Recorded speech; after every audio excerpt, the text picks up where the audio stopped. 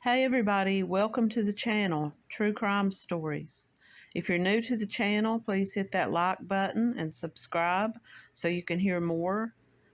Thanks for stopping by.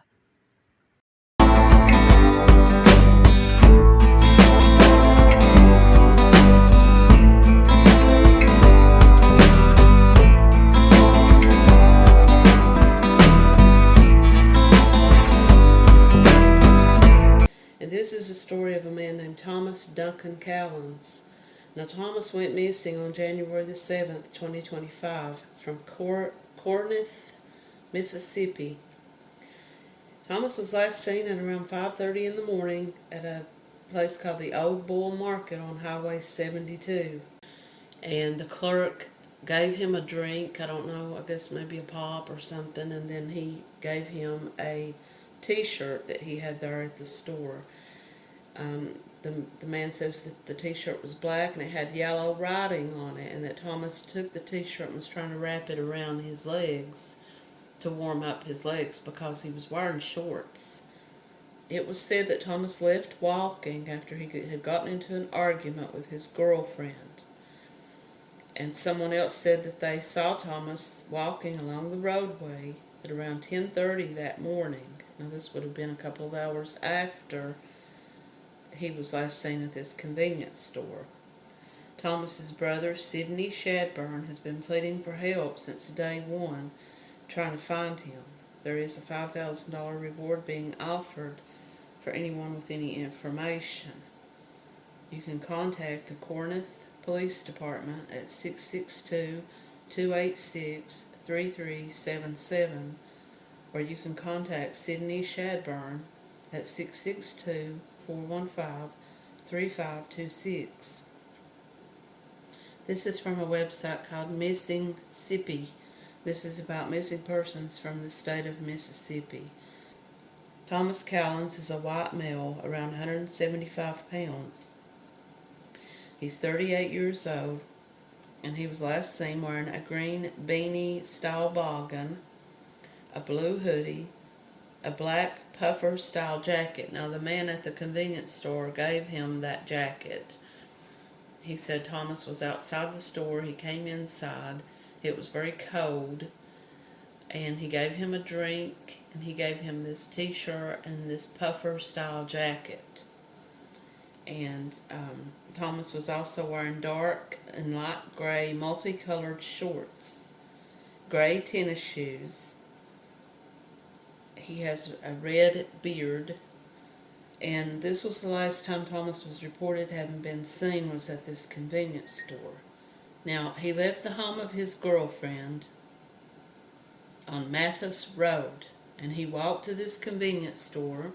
The clerk working that morning provided him with a drink, a coat, and a shirt.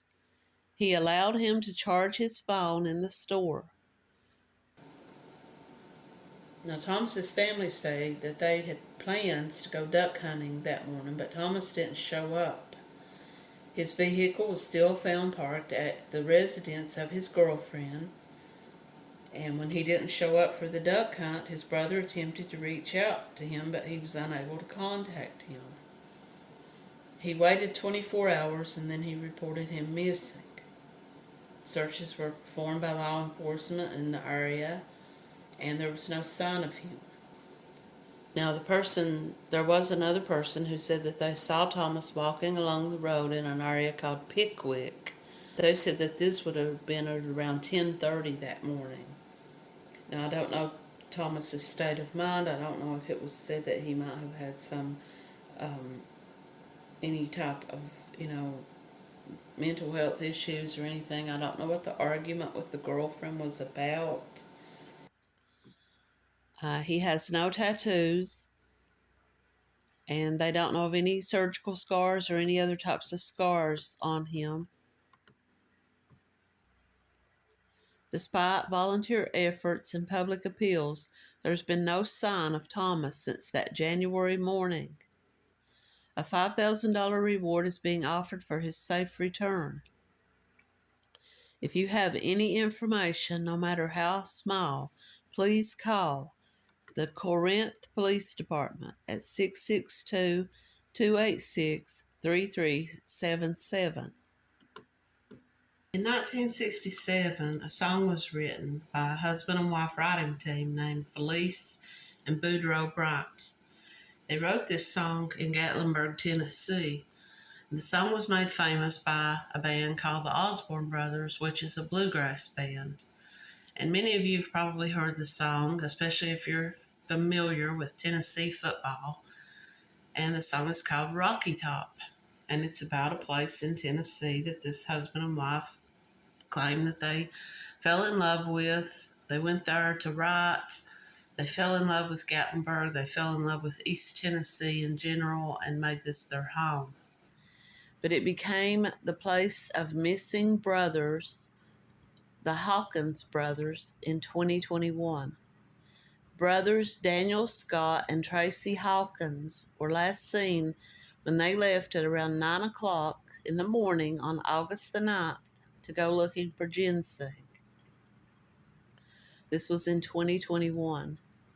They told their mother they would be home for dinner at around 6:30 that evening. When they didn't show up for dinner, their mother knew that something was terribly wrong. She began to search for them. The maroon Chevy Trailblazer that they were driving was found parked across from the Holly Gamble Funeral Home on Highway 116 in Caryville, Tennessee. They were known to park there and enter the woods nearby. In later searches, multiple agencies assisted, and the woods nearby where the men were known to find ginseng were searched. Police officers with K-9 units and using off-road vehicles searched for the Hawkins brothers, but they were nowhere to be found. Some claim that the area was not searched as well as it should have been, and the fact that it is private property with an owner who did not welcome guests on his property prevented volunteers from going back in to do a double check. Scott was 51 at the time and Tracy was 44, and they were avid ginseng hunters. They spent a large portion of their lives outdoors and knew the woods quite well. And the woods that they had gone into that day, they had gone into quite a few times before, so they knew the area well. So multiple agencies assisted, and they all searched the woods on foot. They took in dogs, and they took in drones, and they took in people on four-wheelers because some of the area was really hard and rough terrain to get to on foot, especially if people were not familiar with the area. It was known, and this is something that will come up here in this story, it was known that this landowner, the man that owned this property around this area, didn't want people coming onto his property to hunt for ginseng. Basically, he didn't want people coming onto his property at all to trespass. And it was said that he had warned the brothers to stay off of his property. They spent a large portion of their lives outdoors, and they knew the area very well. They were really familiar with this area, and they'd gone in and out of those woods many times. Their mom does not believe that they got lost, and when the police or anyone else brought that up, she just said there's no way. They've been going in and out of these woods since they were boys. They know the trails. They know what they're doing. And so the vehicle, let's get back to their vehicle. The vehicle was found in this lot across from this funeral home. And it was, according to the family, according to locals, the vehicle was left to sit there and it wasn't processed. They don't believe that the police ever did any kind of forensics on the vehicle. They just left it sitting there in the lot. Maybe because they thought the brothers would eventually return from wherever it was that they had gone off to, and they just didn't see any crime, so they just left the car to sit there. This is someone who says that he was part of the search team that went out to search for them. We volunteered to help search for them, the sheriff's department, shortly after the news broke. So now here's another comment in the comment section. This person says that the property owner doesn't live there anymore. He sold the property and moved. And some people said that he was a person of interest, and he had threatened the brothers prior to this, and he had told them, don't come back onto my property. This man is the same man that commented earlier. He says, I went out with the deputies and searched. The deputy was very, it was like a lack of give a damn attitude. He was just like, I'm here doing this because I'm being told to by my boss. I have to come out here and search, but I just don't care if I find them or not. That was kind of the attitude that one of the searchers said he got from the local deputies. This woman says, I live in the town and I work there, and I saw these men often. She must have worked in like a grocery store, a convenience store, because she said they would come in and buy cigarettes. These men knew this area very well, and they would not have gotten lost. They were not bumbling, people who didn't have any business going out into the woods. They were very avid outdoorsmen. Picking ginseng is a serious cutthroat business, and I'm willing to bet someone got jealous, found them cutting in their spot. They also could have stumbled upon something that this landowner had going on illegally, and he didn't want them to tell anybody. So this person says, I hate to take the opposition side here, but they were basically trespassing on someone else's property, and they had already been warned not to come back there again, and they did anyway. So it sounds like they're saying these guys knew what they were walking into, possibly.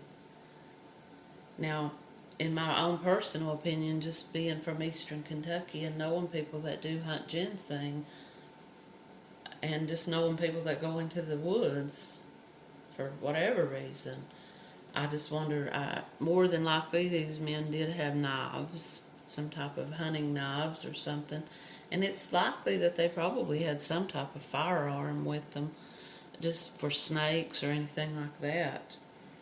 And it could be that this man or someone else approached them and they got into an argument.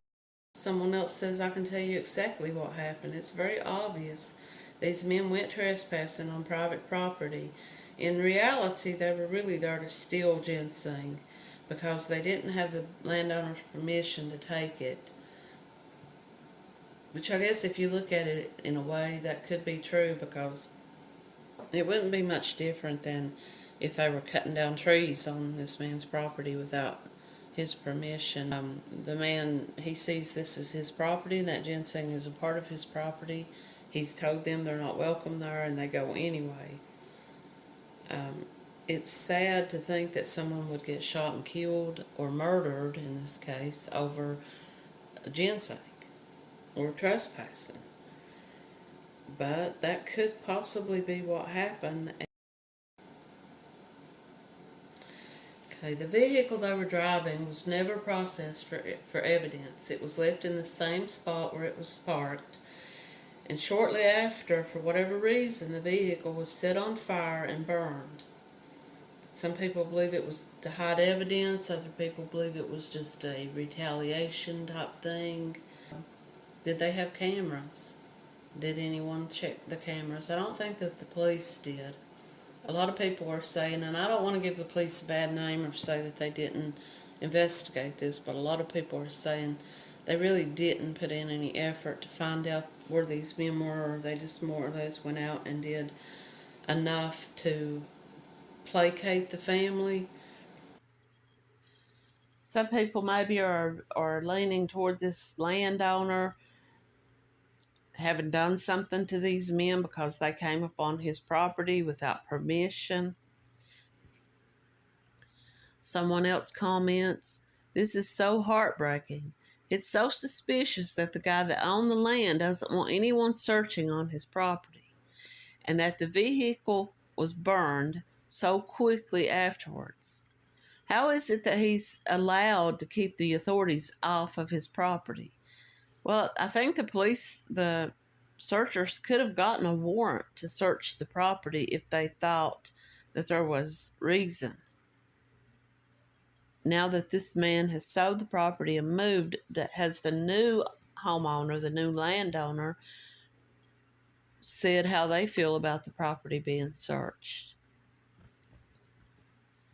The only reason that anybody would have had to set that car on fire was if they believed there was something in there that could be traced to someone. So this would say that somebody went to that vehicle. Is it possible? They were afraid their fingerprints might be found inside. Could it be possible that these two men went out there with someone else? Someone else was in the car with them and they did something to them and then returned back to the vehicle. Someone says, I believe someone within the police department knows more and that they're keeping this a secret. This person even suggested the fact that the police, as far as anything that anybody was able to find, and I'm not saying that they didn't, I'm just saying I didn't see anything posted about it, about whether or not the police went and searched the nearby cameras, footage from this funeral home and others. It's been 4 years since they went missing, and Campbell County Sheriff Wayne Barton said there's been no new information. But some people suggest that he hasn't searched for any new information. Their mother says, I just want some kind of closure. And I think that the police, in this case, also want this to be closed and forgotten about. If you have any information, you're asked to contact the Campbell County Sheriff's Office. But I would suggest that if people feel so strongly that the police are lax and not really caring about what happened to these two men, that maybe you would contact the Tennessee Bureau of Investigation or the Tennessee State Police or someone in the media instead, because that way you might actually end up getting some information to somebody who actually would look into it. I personally believe that there was something that whoever was responsible for their disappearance thought maybe there was something in the vehicle. There was some reason why that vehicle was set on fire. Scott and Tracy were mama's boys. They always came back to their mom's house. Nobody who knows them believes that they would ever purposely just walk off and leave their mother to worry the way that she has. Their mom is still praying that she finds her sons. She has stated she knows they're not coming home because if they were still alive, they would have already contacted her. In an interview, their mother said, I know their souls are with God. God has told me that. I feel it in my soul. They're in heaven, but it's the not knowing what happened to them. A mother's love never stops, but neither does her heartache. The Hawkins brothers are grown men, but to their mom, they will always be her boys. Please help their mom by not letting Tracy and Scott be forgotten.